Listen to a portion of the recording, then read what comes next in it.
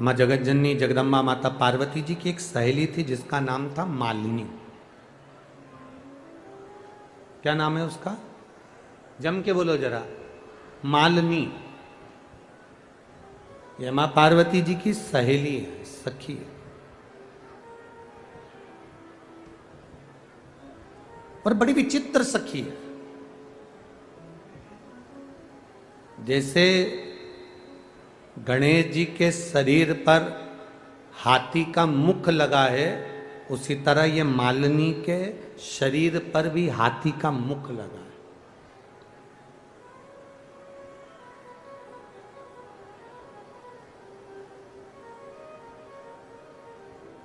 अब आप कहोगे गुरुजी ये स्त्री के धड़ पर हाथी का मुख है? हाँ,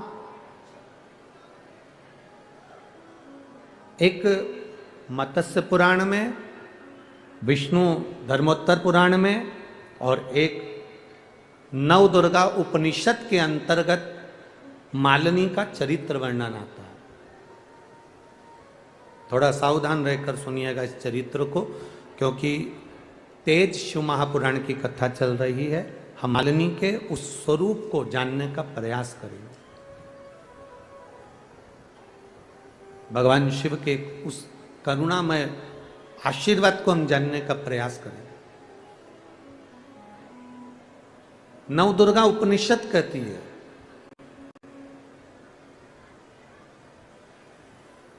विष्णु धर्मोत्तर पुराण कह रही है, मत्स्य पुराण कह रही है, एक मालन, पूर्व में जो केवल मालन थी, फूल चुनकर लाना, टोकनी में भरना और बाजार में बेचना।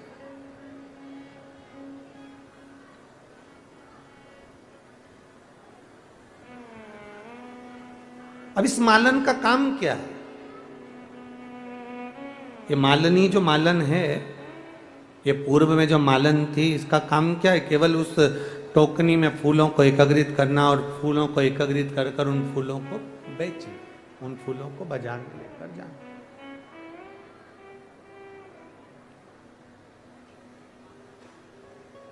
अब मालन फूल एकत्रित करती, बाजार ले जाती।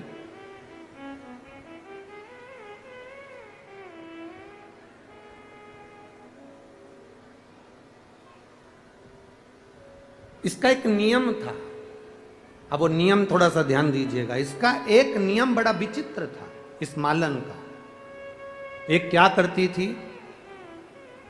अगर कोई भूल से भी कह देता था कि मैं शिवालय जा रहा हूं, शंकर के मंदिर जा रहा हूं, शिवालय पहुंच रहा हूं, शंकर के द्वार पर पहुंच रहा हूं, तो मालन फूल तो देती थी पर उसका रुपया नहीं लेती।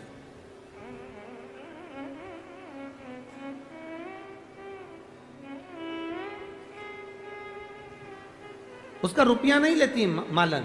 अगर किसी ने भूलवश भी कह दिया ना कि मेरे को, मैं जा रहा हूं और मैं शिवालय जा रहा हूं, शंकर के मंदिर जा रहा हूं, शंकर के मंदिर में मुझे फूल चाहिए मालन जी, आप फूल दे दीजिए। अब माली से मालन से फूल मंगा, तो उसने, मालन का नियम था कि वो अगर कोई भूलवश भी कह दे कि कोई शिवालय जा रहा है, कोई शंकर के मंदिर जा रहा है, कोई शंकर के द्वार पर जा रहा है, शंकर की चौखट पर जा रहा है, तो मालन उससे धन नहीं लेती थी, उससे पैसा नहीं लेती थी। जाओ साहब, ये फूल ले जाओ, देवाधिदेव महादेव को चढ़ा दो, ये पुष्प ले जाइए और बाबा को चढ़ा दो। अब एक बहुत सुंदर बात अपने जीवन में उतारिएगा, जरा ध्यान दीजिएगा। कोई चोरी कर कर धन लेकर आ गया, कोई किसी को लूट कर धन लेकर आ गया, कोई किसी को दबाव देकर धन लेकर आ गया, कोई किसी को बेवकूफ बनाकर धन लेकर आ गया, कोई किसी को कष्ट देकर धन लेकर आ गया, अब वो तुमने किसी को कष्ट देकर, दबाव देकर, चोरी कर कर, डाका डालकर, अपशब्द कहकर तुम किसी के यहाँ से पैसे लेकर आ गए और उस पैसे को मालूम पड़े तुम मंदिर में जाओ और मंदिर में जाकर तुम उस पैसे से विचार करा कि मैंने साहब वहाँ डाका डाला था, मैंने वहाँ से चोरी करी थी, एक काम करता हूँ अभी इस मंदिर में मैं पंखा टंगवा देता हूँ, मंदिर के अंदर मैं ये सामान लगवा देता हूं, मंदिर में मैं ये चीज लगवा देता हूं। अब आपसे पूछ रहे हैं, जितने राजगढ़ में भक्त बैठे हैं और जितने टीवी पर कथा सुन रहे हैं, जितने फेसबुक यूट्यूब पर कथा सुन रहे हैं, हम आपसे पूछें, तुम जा रहे हो और तुम्हें पड़ा हुआ 500 का नोट मिल गया, उस 500 रुपए के नोट में से तुमने 100 रुपए का भोजन किसी भूखे को करा दिया। अब तुम्हें जो 500 का नोट मिला और तुमने 100 रुपए का भोजन भूखे को कराया, अपनी जेब में से 500 रुपए निकालकर किसी भूखे को तुमने 100 रुपए का भोजन कराया। अब तुमने जो भोजन कराया भूखे को, वो पुण्य किसके खाते में जाएगा?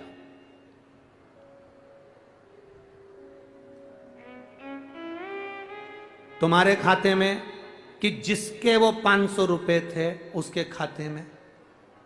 अब बोलो जरा जल्दी बोलो राजगढ़ वाले, किसके खाते में गए? जिसके 500 रुपए गिरे थे। अब तुमने मालूम पड़े तुमने डाका डाल दिया, चोरी कर ली, तुमने छल कर लिया, कपट कर लिया, बेईमानी कर ली, तुमने किसी को कष्ट दे दिया और उससे धन लेकर आ भी गए और तुमने उस धन का पंखा टांग भी दिया, तो वो तुम जिसका लेकर आए हो वो पंखा उस जीव के खाते में चला जाता है, उसका है वो उसके खाते का है।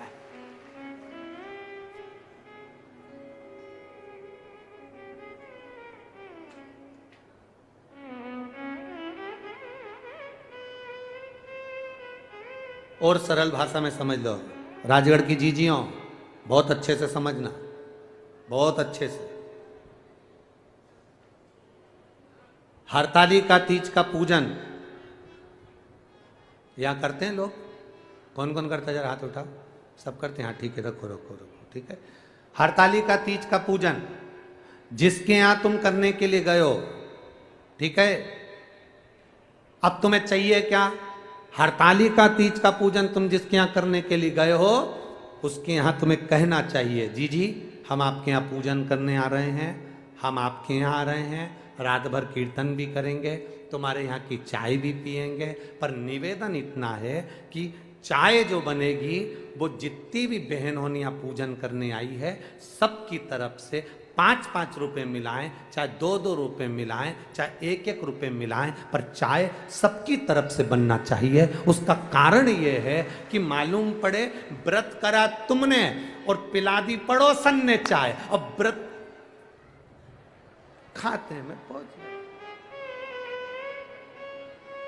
अब इतनी सारी माताएं बैठी है, ये हर बार कहती है हम तो हरतालिका तीज का व्रत करते हैं भगवान तो भी हमारी नहीं सुन रहा, हम तो हरतालिका तीज का व्रत करते हैं तो भी भगवान हमारी नहीं सुन रहा। जरूर तूने जहां व्रत करा था, जहां पूजन करी थी, उसके घर की चाय पी थी, पक्का है, निश्चित है। तूने पूजन करी, जैसे तू पूजा की थाली अपनी लेकर गई है, ले जाते हो अपनी थाली, बोलो जम के बोलो जरा, ले जाते हो? जैसे पूजन की थाली अपनी लेकर गए हो, फल अपना लेकर गए हो, पानी का लोटा अपना लेकर गए हो, उसी तरह वो जीजी से कह दो, जीजी हम आपके यहाँ पूजन करेंगे, आराधना करेंगे, रात भर कीर्तन करेंगे, रात भर सत्संग करेंगे, रात भर आराधना करेंगे, पर तुमने जो हमको चाय पिलाई है, अर्थात जितनी बहनें आएंगी वो 2-2 रुपए मिलाकर सबके लिए चाय बनेगी, तो पुण्य सबके खाते में चले जाएगा, एक के खाते में नहीं जाएगा। यह पुण्य की प्रबलता है, ये भजन की प्रबलता है।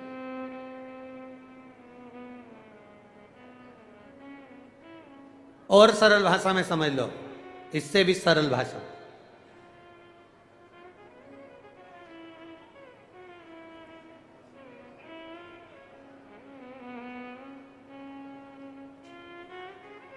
एक फूल वाले को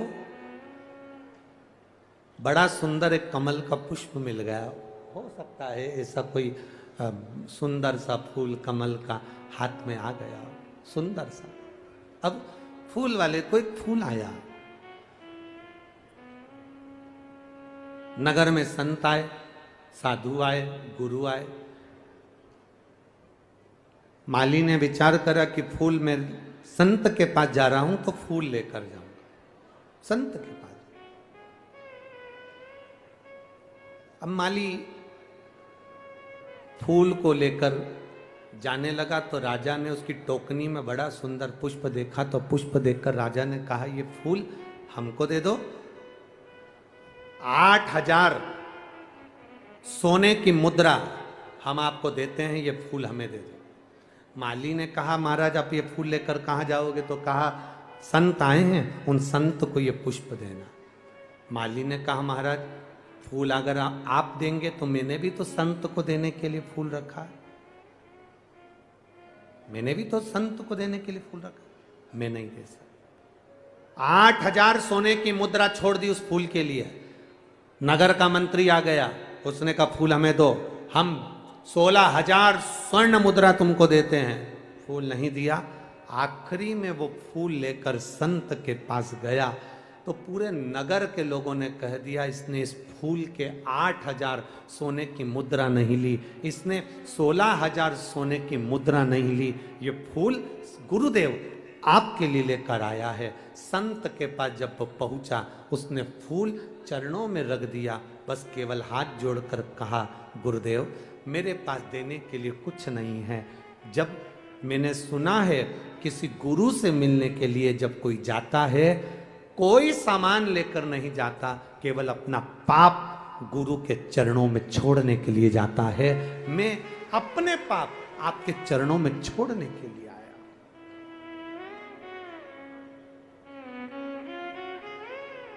मैं अपना पाप एक गुरु के चरणों में छोड़ने के लिए। गुरु की आंख से आंसू बह गए, गुरु के नेत्रों से जल बह गए।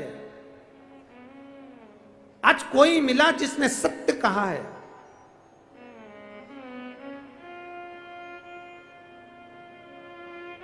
मालनी मालन फूल देती है, पर शंकर भगवान को अगर कोई चढ़ाने जा रहा है तो वो फूल निशुल्क फ्री में वो फूल दे देती है। फ्री ले जाओ।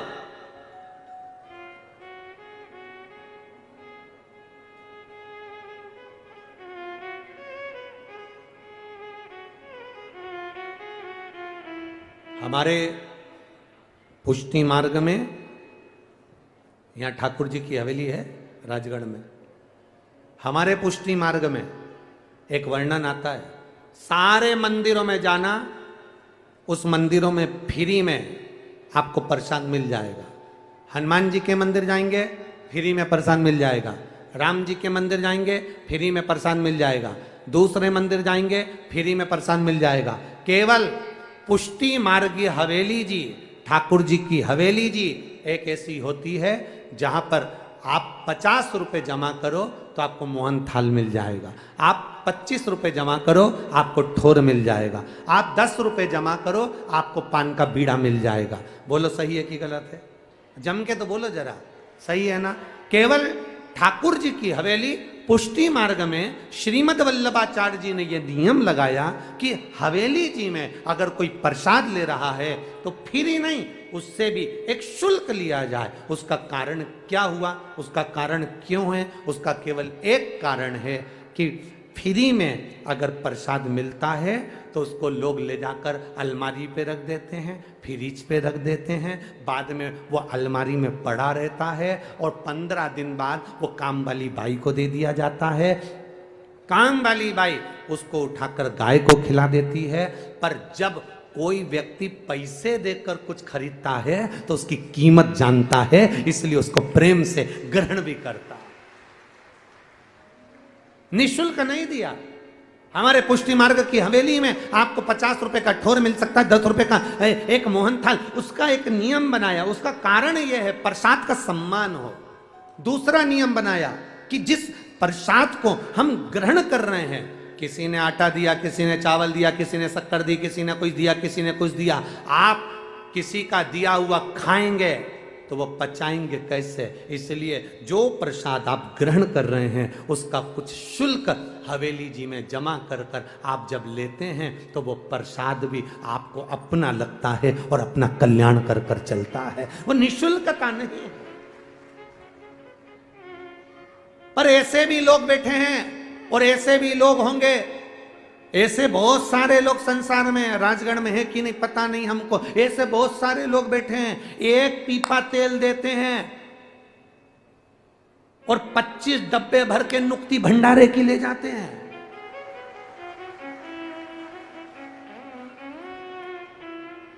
ऐसे भी लोग हैं, राजगढ़ में भले नहीं होंगे। पीछे से आवाज आ रही है,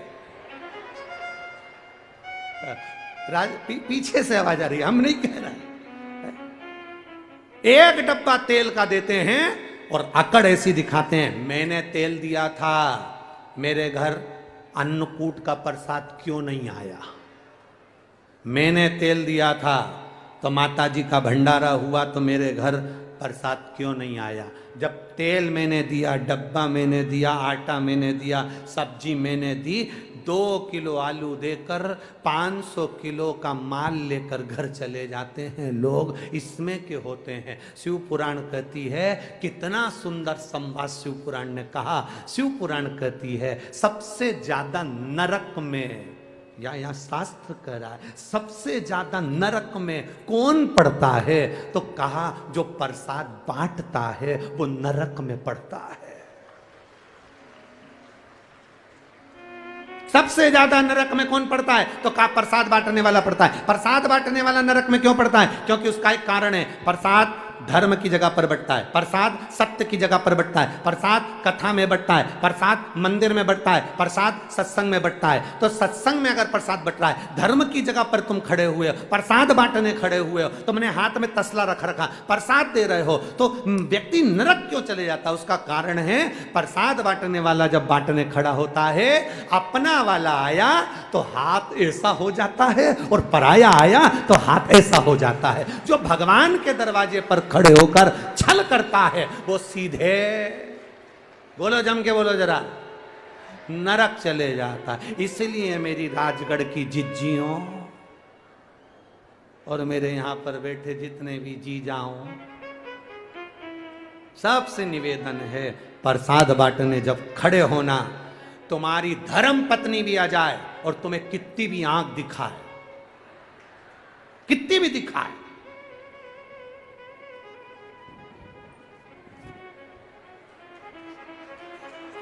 वो कितनी भी आंख दिखाए तो भी तुम प्रसाद बांटते समय कह देना,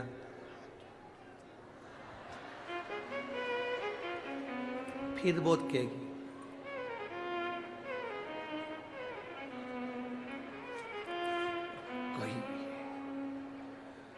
उससे कह देना बच जाएगा तो बाद में घर ले आऊंगा, पर एक जाजम पर भेद मत करना, कोई छोटा नहीं कोई बड़ा नहीं, शंकर के सब भक्त एक जैसे हैं, शिव के सब भक्त एक, शंकर के सब उपासक एक जैसे।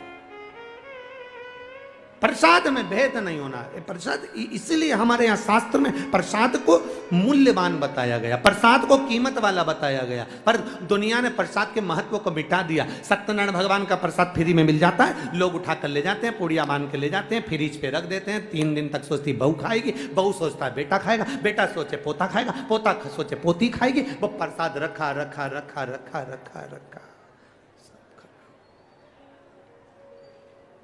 कीमत होना चाहिए फ्री।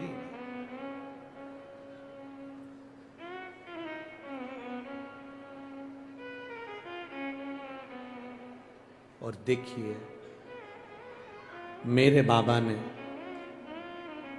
मेरे भोलेनाथ ने जितने संसार में लोगों को पैदा करा, ये सब फ्री नहीं, ये सब कीमत वाले हैं, और इनकी कीमत ये जान जाएंगे जिस दिन आनंद कर जाएंगे महाराज। ये सब कीमत वाले, संसार में जन्म लेने वाला ब्राह्मण हो, क्षत्रियो, वैश्य हो, शूद्र हो, चारों वर्ण को एक जगह बैठना चाहिए, एक जाजम पर बैठना चाहिए, एक स्थान पर बैठना चाहिए। कोई छोटा नहीं, कोई बड़ा नहीं, सबकी समता होना चाहिए, सबकी समता।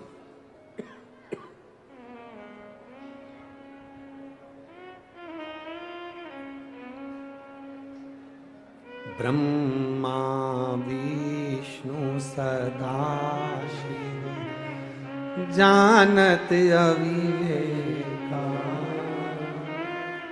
प्रणवाक्षर के ओम अक्षर के ये तीनों। मेरे देव अधिदेव महादेव की कथा कथी है।